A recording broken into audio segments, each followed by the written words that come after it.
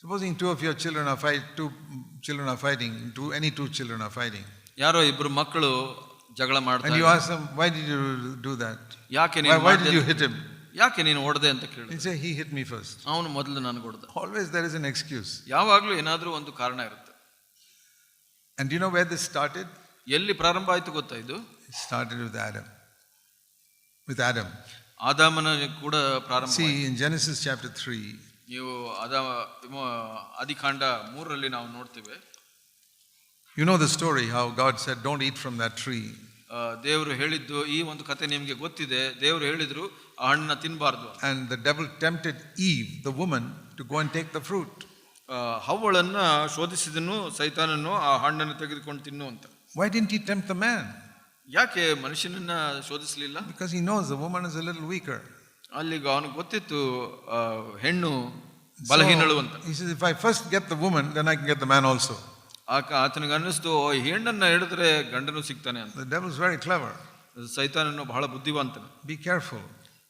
ಜಾಗರೂಕವಾಗಿರ್ಬೇಕು. Sometimes the devil may try to knock you down through your wife. ಸೈತಾನನು ನಿಮ್ಮನ್ನ ನಿಮ್ಮ ಹೆಂಡತಿಯ ಮುಖಾಂತರ ಬೀಳಿಸಲಿಕ್ಕೆ ಪ್ರಯತ್ನ ಮಾಡ್ತಾನೆ. So don't always listen to your wife. She may lead you astray. ಯಾವಾಗಲೂ ನಿಮ್ಮ ಹೆಂಡತಿ ಹೇಳೋದೇನೆ ಎಲ್ಲ ಕೇಳಬೇಡಿ, ಆಕೆ ನಿಮ್ಮನ್ನ ದೂರ ನಡೆಸಲಿಕ್ಕೆ ಸಾಧ್ಯ ಇದೆ. Eve led Adam astray. ಹವ್ವಳು ಆದಾಮನನ್ನ ದೂರ ನಡೆಸಲಿ. She ate that fruit and gave it to Adam. ಆ ಹಣ್ಣನ್ನು ತಿಂದು ಆದಾಮನಿಗೆ ಕೂಡ ಕೊಟ್ಟಳು. And Adam also ate it. ಆದಾಮನು ಕೂಡ ತಿಂದುಬಿಟ್ನು. And then God, it says in Genesis 3, then God came into the garden in verse 8. 8ನೇ ವಚನದಲ್ಲಿ ಹೇಳುತ್ತೆ, ತರುವಾಯ ದೇವರು ಏದೆನ್ ತೋಟಕ್ಕೆ ಬಂದ. So who was the one who sinned first? ಯಾರು ಪಾಪ ಮಾಡಿದ್ರು ಮೊದಲು? Eve. ಅವಳು. Adam was second. ಆದಾಮನು ಎರಡನೇವ. But notice, ಇಲ್ಲಿ ನೋಡಿ, God did not go to Eve first. ಆದರೆ ದೇವರು ಹವ್ವಳ ಹತ್ರ ಬರಲು ಹೋಗ್ಲಿಲ್ಲ ಮೊದಲು. Why?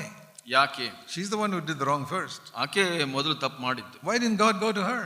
ಆಕೆಗೆ ಹತ್ರ ಯಾಕೆ ಹೋಗಿಲ್ಲ ಮೊದಲು? He goes to Adam. ಆದಾಮನ ಹತ್ರ ಹೋದ್ಲು. You know why? ಯಾಕೆ ಗೊತ್ತಾ? Because he made Adam the head of the house. ಯಾಕೆ ಅಂದ್ರೆ ದೇವರು ಆದಾಮನನ್ನ ಮನೆಯ ಯಜಮಾನನಾಗಿ ಮಾಡಿದ. He should have stopped his wife when she was talking to the devil. ಆತನು ಆಕೆಯನ್ನು ನಿಲ್ಲಿಸಬೇಕಾಗಿತ್ತು ಸೈತಾನನೊಟ್ಟಿಗೆ ಮಾತಾಡುವಾಗ. He was standing there next to her. ಆತನು ಅಲ್ಲೇ ನಿಂತಿದ್ದನು ಪಕ್ಕದಲ್ಲಿ. And the conversation is going on between the devil and Eve. ಸೈತಾನ ಮತ್ತು ಹವ್ವಳ ಮಧ್ಯೆ ಸಂಭಾಷಣೆ ನಡೀತಾ ಇತ್ತು. And Adam is just watching the whole thing. ಆದಾಮನು ಸುಮ್ಮನೆ ನೋಡ್ತಾ ನಿಂತ್ಕೊಂಡಿದ್ದ. There we see the first example of a husband who did not take his responsibility in the home. ಮನೆಯಲ್ಲಿ ಜವಾಬ್ದಾರಿಯನ್ನು ತೆಗೆದುಕೊಳ್ಳದ ಒಂದು ಉದಾಹರಣೆಯನ್ನ ನಾವು ನೋಡ್ತೀವಿ. Something going wrong in the home and the husband is just sitting there and watching it. ಮನೆಯಲ್ಲಿ ತಪ್ಪು ನಡೀತಾ ಇದೆ, ಆದ್ರೆ ಗಂಡ ನಿಂತ್ಕೊಂಡು ನೋಡ್ತಾ ಇದ್ದಾನೆ. He doesn't put his foot down and say, I'm not going to allow that in this house. ಅವನು ನಾನು ಇದನ್ನ ಅನುಮತಿಸೋದಿಲ್ಲ ಅಂತ ಹೇಳಬೇಕಾಗಿತ್ತು. Are you a father like that? ನೀವು ಆ ತರದ ತಂದೆ ಆಗಿದ್ದೀರಾ? Say, I will not allow those wrong things in this house. ಈ ಮನೆಯಲ್ಲಿ ನಾನು ಈ ತಪ್ಪು ಕಾರ್ಯಗಳನ್ನ ಅನುಮತಿಸೋದಿಲ್ಲ ಅಂತ ಹೇಳ್ತೀರಾ? That's what Adam should have been. ಆದಾಮನ ಹಾಗಿರಬೇಕಾಗಿತ್ತು. He would have said, Eve, stop talking to the devil right now. ಇವಾಗಲೇ ನಿಲ್ಸು ಹವಳೆ ಆತನ ಹತ್ರ ಮಾತಾಡೋದನ್ನ ಅಂತ ಹೇಳಬೇಕಾಗಿತ್ತು. But he just kept quiet. ಆದ್ರೆ ಸುಮ್ಮನಿದ್ದನು. He is watching. ಅವನು ಅದನ್ನ ನೋಡ್ತಾ ನಿಂತ್ಕೊಂಡ. And then she eats it. ಆಕೆ ತಿಂದಳು. And she says, Adam, eat this. ಆದಾಮನಿಗೆ ಕೊಟ್ಲು, ಇದನ್ನು ತಿನ್ನು ಅಂತ. And that foolish man, he just opens his mouth and he eats it. ಮೂರ್ಖನಾದ ಮನುಷ್ಯ ಅವನು ಅದನ್ನ ಬಾಯಿ ತೆಗೆದು ತಿಂತಾನೆ. It's all written there. ಅದೆಲ್ಲ ಬರೆದಿದೆ. Genesis 3 verse 6. 3:6 The last part, she gave it to her husband who was standing with her and he ate it. ಅದನ್ನ ತೆಗೆದುಕೊಂಡು ತಿಂದಳು, ಸಂಗಡ ಇದ್ದ ಗಂಡನಿಗೆ ಕೊಟ್ಟಳು, ಆತನು ತಿಂದನು. And then God comes. ನಂತರ ದೇವರು ಬರ್ತಾರೆ 8ನೇ ವಚನದಲ್ಲಿ. And he called the man, verse 9. 9ನೇ ವಚನದಲ್ಲಿ ಮನುಷ್ಯನಲ್ಲೂ ನೀನು ಎಲ್ಲಿದ್ದಿ ಅಂತ ಕರೀತಾನೆ. And he asked you. He asked him. ಆತನನ್ನು verse 11, did you eat from the tree which I commanded you? ಈ ಹಣ್ಣಿನಿಂದ ನಾನು ತಿನ್ನಬೇಡ ಅಂದಿದ್ದನ್ನು ತಿಂದ ಈ ಹಣ್ಣನ್ನ ಅಂತ ಕೇಳ್ತಾರೆ ದೇವರು. What should he have said? ಆತನು ಏನು ಹೇಳಬೇಕಾಗಿತ್ತು? Lord, I'm sorry. ಕ್ಷಮಿಸು, I ate it. ನಾನು ತಿಂದೆ ಅಂತ ಹೇಳಬೇಕು. But he didn't say that. ಅದನ್ನ ಹೇಳಲಿಲ್ಲ ಅವನು. He said, this woman, verse 12, 12ನೇ ವಚನ, ಈ ಹೆಣ್ಣು whom you gave, ನೀನು ಕೊಟ್ಟ ಆತಳು, so it is your fault. ಅದು ನಿನ್ನ ತಪ್ಪು. You gave me this useless wife. ಈ ಒಂದು ಅಪ್ರಯೋಜಕ ಹೆಂಡತಿಯನ್ನು ಕೊಟ್ಟ ನೀನು. That is why I sinned. ಅದಕ್ಕಾಗಿ ನಾನು ಪಾಪ ಮಾಡಿದೆ. Do any of you husbands blame your wife for your sin? ನಿಮ್ಮ ಪಾಪಕ್ಕೆ ಯಾವುದೇ ಗಂಡಂದಿರು ನಿಮ್ಮ ಹೆಂಡತಿಗೆ ಅಪವಾದ ಹಾಕ್ತೀರಾ? You say all the problem in my house is because of my wife. ಮನೆಯಲ್ಲಿ ತೊಂದರೆ ಕಷ್ಟ ಅಥವಾ ತಪ್ಪು ಯಾಕೆ ಅಂದ್ರೆ, ಸಮಸ್ಯೆ ಯಾಕೆ ಅಂದ್ರೆ ನಮ್ಮ ಹೆಂಡತಿಯಿಂದ, ನನ್ನ ಹೆಂಡತಿಯಿಂದ ಅಂತ ಹೇಳ್ತೀರಾ? That began with Adam. ಅದು ಆದಾಮನಿಂದ ಪ್ರಾರಂಭವಾಯಿತು. So don't follow Adam there. ಈ ವಿಷಯದಲ್ಲಿ ಆದಾಮನನ್ನ ಹಿಂಬಾಲಿಸಬಾರದು. Take the blame. ನೀವು ಅಪವಾದವನ್ನು ತೆಗೆದುಕೊಳ್ಳಿ. Something's wrong in my house. I am the head. I take the blame. It's my fault. ಕರ್ತನೇ, ಮನೆಯಲ್ಲಿ ಯಾವುದೋ ತಪ್ಪಾಗಿದೆ, ಅದಕ್ಕೆ ನಾನೇ ಕಾರಣ, ನಾನು ಅಪವಾದನ ಹೊತ್ಕೊಂತೀನಿ. Don't say it's because my children are like this or my wife is like this. ನನ್ನ ಮಕ್ಕಳಿಗೆ, ನನ್ನ ಹೆಂಡತಿಗೆ ಅದರಿಂದ ಅಂತ ಹೇಳಬೇಡಿ. You are the head of your house. ನಿಮ್ಮ ಮನೆಗೆ ನೀವೇ ಯಜಮಾನ.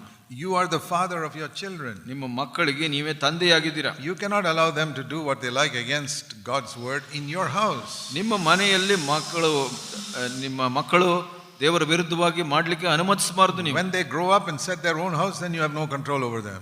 ಅವರು ಬೆಳೆದು ಅವರ ಸ್ವಂತ ಮನೆಗಳನ್ನ ಮಾಡಿಕೊಂಡಾಗ, ಕುಟುಂಬ ಮಾಡಿಕೊಂಡಾಗ ನಿಮಗೆ ಅದರಲ್ಲಿ ನಿಯಂತ್ರಣ ಇಲ್ಲ.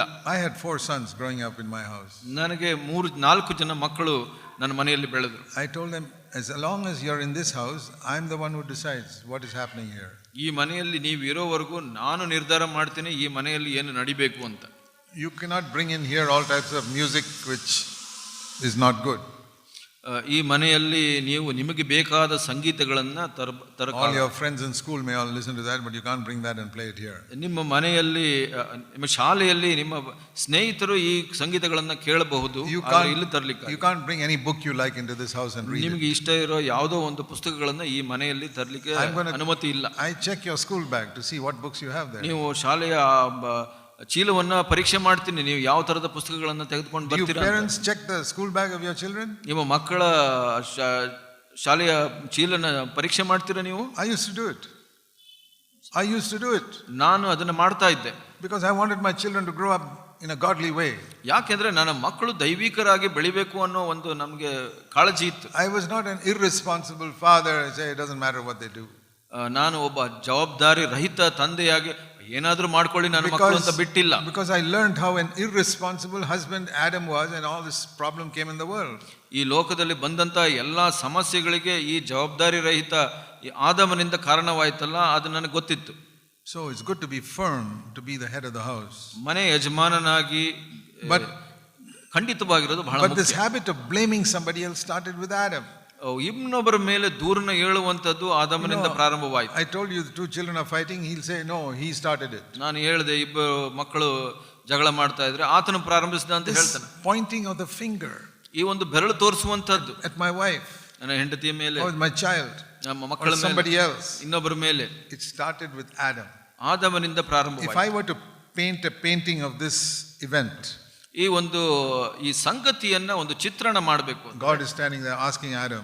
ದೇವರು ಅಲ್ಲಿ ನಿಂತಿದ್ದಾರೆ, ಆದಾಮನನ್ನ ಕೇಳ್ತಾರೆ. Adam is pointing the finger at his wife. ಆದಾಮನು ಈ ಬೆರಳು ತೋರಿಸ್ತಾ ಇದ್ದಾನೆ ಹೆಂಡತಿ ಮೇಲೆ. Can you picture this? ಅದನ್ನ ಒಂದು ಚಿತ್ರಣ ಮಾಡ್ತೀರಾ? That is how sin came. ಹಾಗೆ ಪಾಪ ಪ್ರವೇಶ. And that is why we have so many problems in our life. ಅದಕ್ಕಾಗಿ ಬಹಳಷ್ಟು ಸಮಸ್ಯೆಗಳಿದೆ ನಮ್ಮ ಜೀವಿತದಲ್ಲಿ. Don't blame other people. ಇನ್ನೊಬ್ಬರನ್ನ ಅಪವಾದ ಇಡಬೇಡಿ ಅಥವಾ ದೂರು ಹೇಳಬೇಡಿ ಇನ್ನೊಬ್ಬರ